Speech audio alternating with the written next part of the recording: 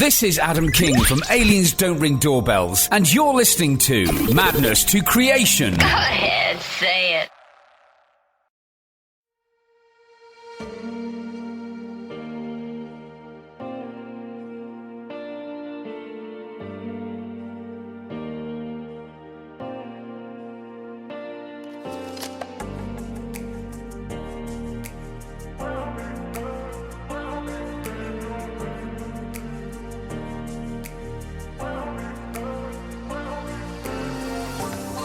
Welcome to the Madness to Creation podcast, where self-care and music merge.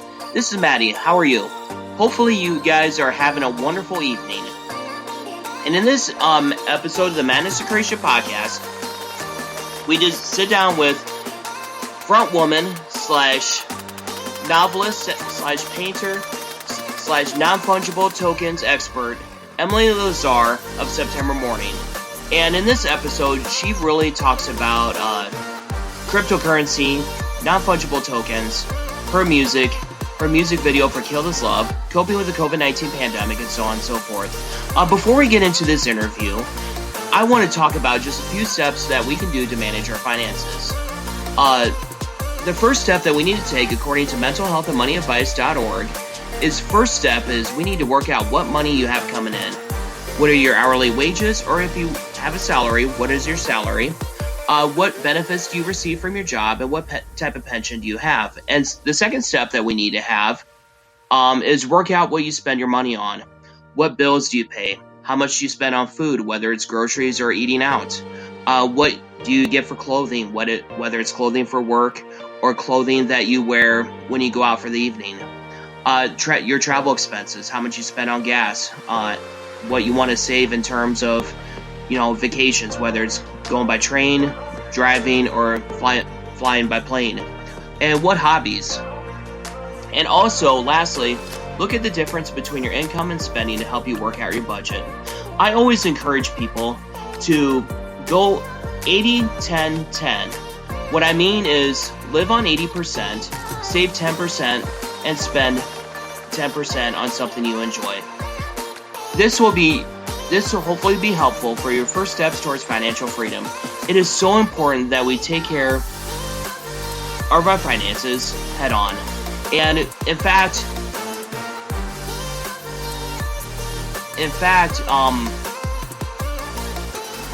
just think about what aspects of dealing with money make your mental health worse. Is it attending your appointments? Is it your spending habits? Are you an impulsive spender? Stuff like that. And maybe keep track of your spending, whether that's in a check ledger or keeping a diary of it. And just make sure that you take care of yourself financially. And hopefully Emily Lazar offers some amazing advice if you decide to invest in cryptocurrency and non-fungible tokens. And she also gives some sound financial advice, along with talking about her music video for Kill This Love and her band, and coping with the COVID-19 pandemic. And it was such an exciting experience to have Emily Lazar on. And please follow September Mourning on their socials and check out the Kill This Love music video, which will be in the feature on madnesstocreation.com. You can find this podcast on Spotify, Spreaker, SoundCloud, iHeartRadio, Podchaser, Podcast Addict, Geo7, and Google Podcasts. And you can also find it on YouTube. And again, madnesstocreation.com. And also, follow us on our socials on Facebook, Instagram, and TikTok at Madness to Creation, and on Twitter at MTC Madness. Without further delay, here's our conversation with Emily Lazar of September Mourning. Take away, Emily. How are you doing? I'm good. Yeah, and I want to thank you so much for joining us on the Madness to Creation podcast. And we cover, as you know, music, mental health, and a little bit of education. Just give you a brief background on myself. I'm a special needs teacher by day. And so naturally, with my background, we get into a little bit of topic on education. Naturally, we're going to cover your music, and it seems like the 1,000 projects that you're involved in. And I have to ask you, Emily, when do you sleep? I don't sleep. That's my problem. That's why I'm always doing stuff, because I'm basically like, I just insomniac, So I get really creative at night, unfortunately. So I want to work on things and then I don't sleep and then it's a vicious cycle. It's horrible. Yeah, definitely. And I was doing some research on like a recent project that you're doing. It's something with digital art, and it's Yes. non-fungible tokens. And Yes. I'll be honest with you. When I tried to watch a video on it, like it's kind of Greek to me. So can you kind of explain, like in layperson's terms, like what that entails and how you came up with that concept? Yeah. Non-fungible tokens are basically a way to tokenize art on a blockchain. Do you know what a blockchain is? I want to say a blockchain is like a digital signature. I could be way off. Am I pretty off in that? Yeah, that's not it. Okay, I um, tried. no, that's okay. So a basically, if you're looking at like a blockchain, right? It's basically like, Excel spreadsheets, Oh, I right? do know about Excel spreadsheets. Absolutely. Okay, great. Well, then we're halfway there. So basically, it's like an Excel spreadsheet that everybody can see. Everybody.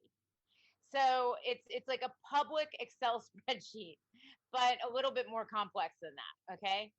So like when you do one thing on it, everybody can see what you just did on it. Okay.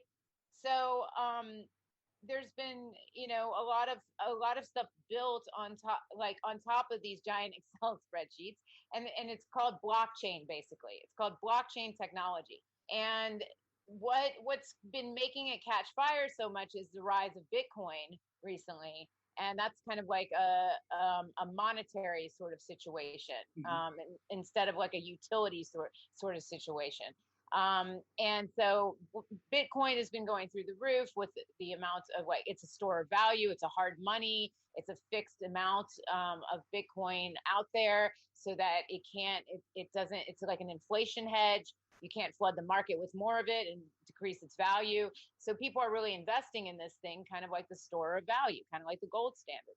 So that's the rise, and the rise of blockchain tech kind of came from Bitcoin. And there were a lot of different cryptocurrencies that were offshoots from that. Some of them had utility factors, and one of them that had a utility factor was Ethereum. And Ethereum is a blockchain which is very, very much like easier to build upon than Bitcoin. Because of the protocol in Bitcoin, it's really hard to build on top of the blockchain. But with Ethereum, it's easier. So people started building these digital art pieces called NFTs, and they started like using the blockchain to buy, sell, and trade them. So let's think of it like collectible cards, like baseball cards, Magic the Gathering cards, World of Warcraft cards, something like that, right? But all of that in a digital landscape. Okay, that's what we're looking at right now. So when you like, maybe when you think of it, kind of think of like collectibles, but in a digital landscape. Does that make sense? Is that better? That makes actually perfect sense. So do you like invest in Bitcoin or anything like that, or what gave you the idea, so to speak? Like, and I was gonna say, like, your artwork, whether it's in your graphic novels or the art that you create, is absolutely mind blowing and incredible. Like, I wish I had a tenth of the talent that you had, and so I could create that stuff. Oh, well, thank you. I appreciate that. I mean, it's funny. It's kind of like the pandemic happened, and as you know, like, September Mourning was born as a transmedia project across all different types of media. It wasn't just across like, music and a band just going out on tour. It was like the storyline that was born from a tragedy that I kind of faced with one of my best friends dying in September around 10 years ago. And like, I built this world because I was trying to figure out, like, why him? Why did he have to like die at like 26 years old? Like, when he was such a great person and so much life in front of him. So I kind of like was asking this question, and I built this world to kind of explain it. And that's kind of how September Mourning came to be. And it became this storyline with these larger than life supernatural characters of Reapers and Reaper human hybrids and all this sort of stuff. And it morphed into like developing that into a band that like we play the characters on stage, and developing that into videos where we tell the story over videos and graphic novels and comic books, and it just kind of morphed into all these different realms. So naturally, like when the pandemic hit and touring stopped, and touring, you have to remember, was like 90% of our income basically. When touring kind of halted, there was no way, it was very hard to get art out there to people. I mean, you can do like live shows like online and stuff, but it's not the same thing. Rock shows, if you're not there moshing in the pit, feeling it, like it's like hard to capture that energy in a digital landscape. It's really, really fucking difficult. So like, but with me, I had invested in Bitcoin back in 2014. When I found out about it in a writing session, actually, for a rock record, like in Vegas. And me and the producer I was with were kind of, he was like, hey, have you heard of this Bitcoin thing? And I was like, what's a Bitcoin? Like, like I didn't know what the hell it was. And he's like telling me about this. So I plunked a little bit of money, just not even a lot of money into it. Back then it was worth like nothing. And then all of a sudden the pandemic hits, and I have all this money from this Bitcoin that I invested in 2014. Not a lot, but enough to keep me going throughout the year. And so I got, as soon as I kind of figured out what was going on with it, then I did the deep dive, and I started really learning about Bitcoin, really learning about crypto. Like, so about a year and a bit ago, I started on my NFT journey because I learned about how you can build on top of networks on the web 2, web 3 layers, and how like these NFTs are working, and how tokenized digital art is working, and how it's direct to consumer. And beyond that, you get royalties every time somebody flips it. So somebody buys my art, they flip it to somebody else for $200 more, I get 10% of that sale in perpetuity when anybody flips my art. And that is like that was mind-boggling to me, because usually we're like at the mercy of these third-party systems like Spotify or something like that to collect royalties. But in this sort of atmosphere, in this sort of meta universe, like there is no real third party. The host platform takes like 2% of the original, but that's it. Moving forward, you get 10% of that trade. And that was a big eye-opening thing for me, because it's kind of like if Picasso could have done that on his art, his whole family would have been taken care of for the rest of their lives. Because like, how many times has a Picasso flipped hands? So many times. So, it's things like that really made me wake up to the fact that we are living in this digital world, and then art can exist in this digital world. So, and September Mourning being like a multi-platform transmedia project, it just was a natural fit. And it has the art already, it has the story, it has the music, it has me. It was easy to just kind of like subjugate it to that platform. So I ended up doing a deep dive into that, and here I am, and I've sold like 6 or 7 NFTs already in the past week, and made some money, but also put out some great art. It's about making great art in a different medium. And I think that as an artist, I paint, I draw, I sing, I dance, I perform, I kind of do everything across platforms. So why not be on a different platform? Oh, definitely. And what like networking advice do you have in terms of getting into the NFTs, in order to flip your art?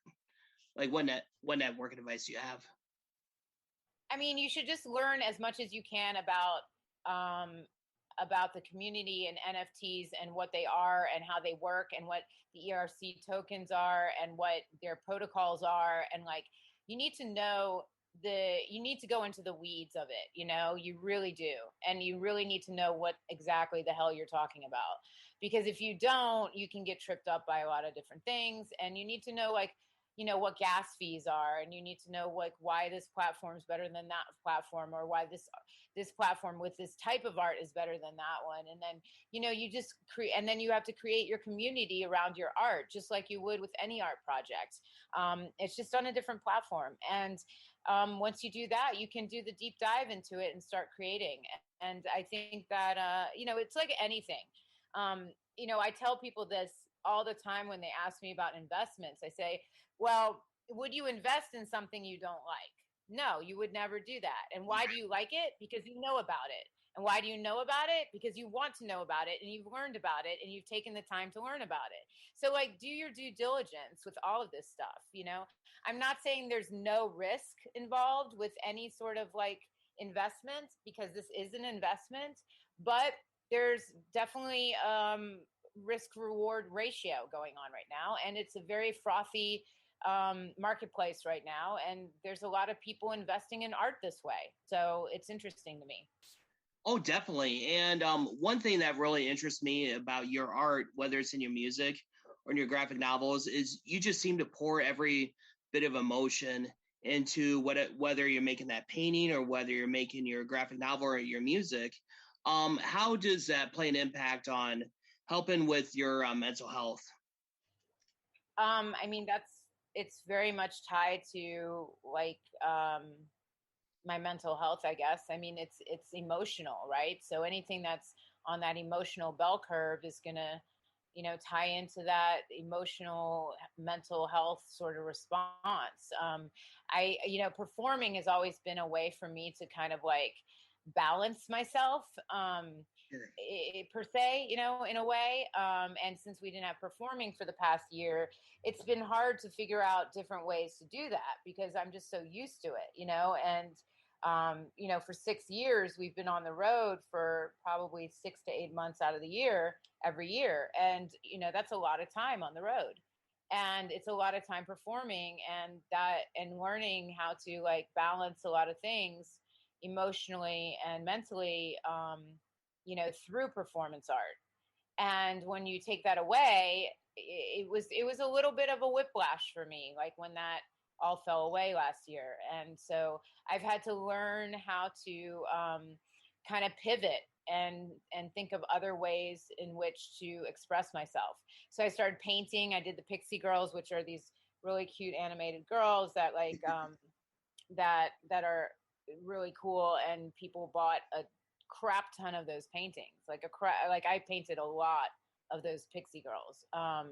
And it was really, there was something about painting that really calmed me down. It was great, but it doesn't, it never detracts from the fact that performing is still my number one love, but it was kind of nice to know that I could pivot and figure out a different way to kind of balance myself out. So that was good. Definitely. And would you say that was the biggest thing that you learned about yourself through this pandemic, that you were able to adjust and pivot, as you mentioned? Yeah, I mean, being able to pivot, and sometimes like artists get this bad rap where it's like, oh, all they can do is that, like dance monkey dance, sing monkey sing sort of thing. And it's like, that's not what, that's not who I am. I do a lot of different things. Like I invest, I trade options, I trade stocks, I do, I paint, I sing, I dance, I run, I work out. I mean, I'm a well-rounded artist. And, this whole pandemic kind of like made me use different parts of my brain that I haven't used in a minute, that I had to dust off and like kind of figure it out a little bit, which was good though. It's good to be able to do that and have that. Oh, definitely. And what you mentioned, like some type of workout regimen, like, is there a particular regimen that you subscribe to? Yeah, I mean, I do a lot of like cardio, do 45 minutes, an hour of cardio every other day. And then I do a lot of core work on my stomach and my glutes and things like that. So I'm constantly working my core as well. Definitely. And you released 3 weeks ago, September Mourning released Kill This Love. And I was bumping that song earlier, and I just love the emotions and the vibe, the total vibe behind it. And that's what I would describe September Mourning as. It's just a total vibe. And take us into that song and the creation of the music video. And was there a lot of adjustments that you and the band had to make in terms of creating music during the pandemic? I mean, we kind of like finished up those songs early into the pandemic. So, we were just kind of sitting on them, and then we ended up mixing and mastering them during, the end of the year and stuff, and then starting to release. So, I'm sure for a lot of people, like a lot of bands, it's just been different and weird. But it's also given us a lot of time to like really think through like how we want to do our art, because it gave us time to sit in the studio or sit at home and write, or wherever you write. It gave you the time. If you're not always like, oh, I got to go on tour for another 3 weeks, it's like, wow, I can actually like really spend some time on this record and really make it great. So in that response, it's been really good. But Kill This Love kind of came from a place like of mutual destruction, basically, is what that song is about. And it's kind of like, you're stuck in something with something or someone. It could be a thing or it could be a person. And you understand that this person, maybe their intentions are nefarious, but you kind of like know that you're attached to it nevertheless. So it's a little masochistic, and that person won't let go of you unless you absolutely 100% cut them out, period. So it's like this weird thing, whereas like it's mutual, like, I mean, and also the other person probably knows that if they stay in it, they're gonna probably be destroyed too. So it's like this weird mutual destruction sort of thing. And it came from in the book, like September has this meeting at the end of the graphic novel with fate, and it's kind of like this whole thing where you get the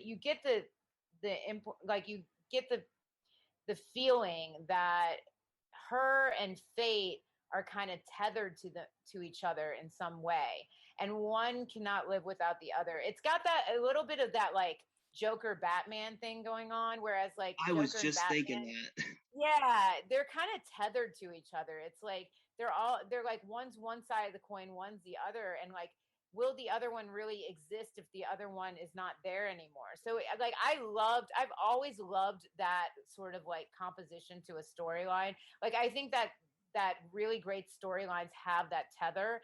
And so for me, like creating September Mourning, I wanted to do that with her. So she's kind of has that little bit of that tether with fate. And I think this song kind of like explains that a little bit more. It also came from a personal place in my life as well, but it did come from the storyline too. I also feel like it has like a sense of empowerment. So naturally your art empowers you. What else empowers you? Like what makes Emily Lazar tick, so to speak? Lazar, not Laser. Lazar, I am so sorry. Okay. No, it's fine. I don't know. I mean, relationships empower me a lot of times. Love empowers me. Learning empowers me a lot. I don't know, conversation is very empowering. Life in general can be very empowering. Just you need to know where to look. I don't know. Does that make any sense? It definitely does. Like it could be so many different things that's empowering. Like for me, it's like when people stick up for those that like are feeling some sort of injustice, like whether it's towards the system or like in their lives, I just feel empowered when people do for others, if that makes sense. Yeah, no, I get it. Definitely. And what else would you like to add in regards to September Mourning? Anything that we haven't covered, because we've covered a lot of ground here. Yeah. No, just be on the lookout. If you're really into the NFT space and you're really into crypto, be on the lookout for more work. I'm going to be dropping another bunch of art next week, and probably some one-offs as well. So, be on the lookout for that on my page on OpenSea. If you go there, I'll provide you with, I think it's tiny URL / buy SM NFT. I believe that's the link. And then you can check out my art there on OpenSea and see what all has kind of like sold and stuff like that, and how the art looks. But it combines like animation with art, with meme culture, and with music, of course. So it's all kind of like in one. So definitely be on the lookout for that. Also, as you said, we have Kill This Love that's out. We have Wake the Dead, which was a single before that one. And just be on the lookout for the next new single. We're going to be putting that into queue very soon now. And I'm looking forward to getting that out to you guys. Definitely. That sounds good. Emily Lazar, I want to thank you so much for taking the time. And I will also provide in the description on YouTube, Spotify, so on and so forth, your NFT link so people can be linked to that and learn about it. And this was such a fun conversation.